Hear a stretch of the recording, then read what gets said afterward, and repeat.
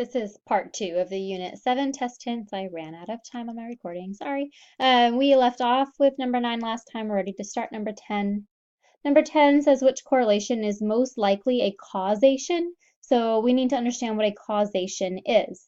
And the meaning of it is actually right there in the title of the word. Causation means you have a cause and effect relationship. More specifically, you have a very direct, immediate cause and effect relationship between the two things in question. So you need to go through your answer choices and figure out if there's a direct and immediate cause and effect relationship, between those two items. So choice A on this particular example, we're looking at the height of a person and the number of times that person bumps their head. Think about if those have a very direct, immediate cause and effect relationship with each other. Choice B, you're looking at the number of crimes in a city and the number of cars in the city. Does one immediately cause the other one to happen? Choice C, the sales of apples and the sales of oranges. Does one immediately cause the other one to happen? And then the last choice, the number of socks and the number of shoes. Does one immediately cause the other one to happen? Version 2, again, in version 3, you're just looking through to figure out which one has a cause and effect relationship between the two variables that are in the answer choices. Number 11 gives you a regression equation. It says the equation of the linear regression line represents the relationship between the amount a person earns, x, and the amount that they save, y. And it gives you the equation y hat equals 0.01 times x plus 50. What does the slope of the line represent? So if we remember what slope means, the slope is always related to the input variable that it's being multiplied with. So in this example, x is our input variable. The slope is 0.01.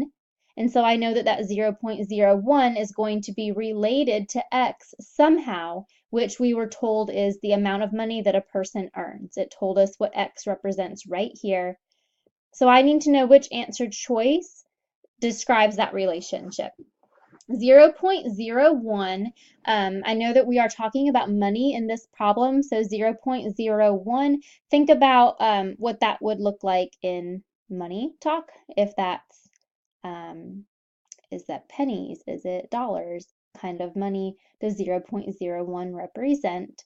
And we're looking at the amount of money that a person earns. So look at your answer choices. They all say, oh, for every $100 a person earns. This one says for every $1 a person earns. Choices A, B, and D say for every $100 that a person earns. The savings does something. It could increase, it decreases. Another way that you could figure this one out, if you're not quite sure what the 0.01 stands for, is you could actually plug in different numbers to test out this problem. So let's just say I wanted to test choice A. Choice A says for every $100 a person earns.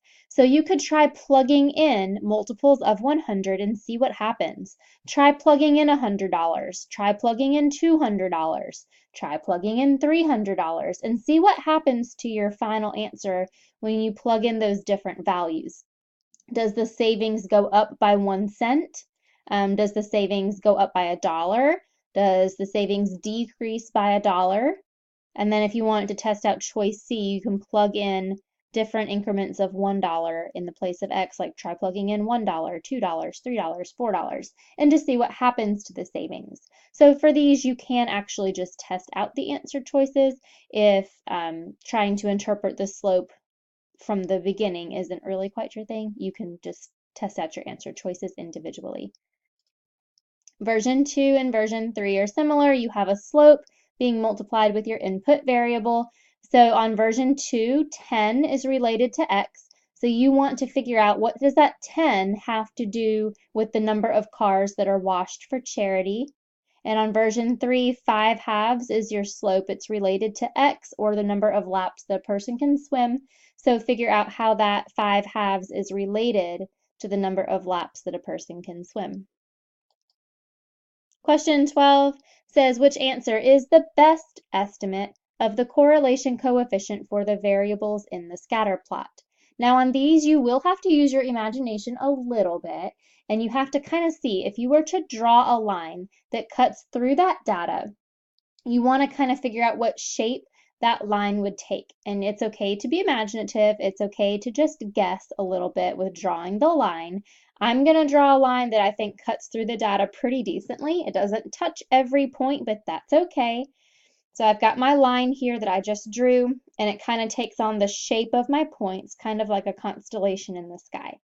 And what I want to do now is figure out the correlation coefficient or the slope of this line right here. It's going to be very similar to just kind of what the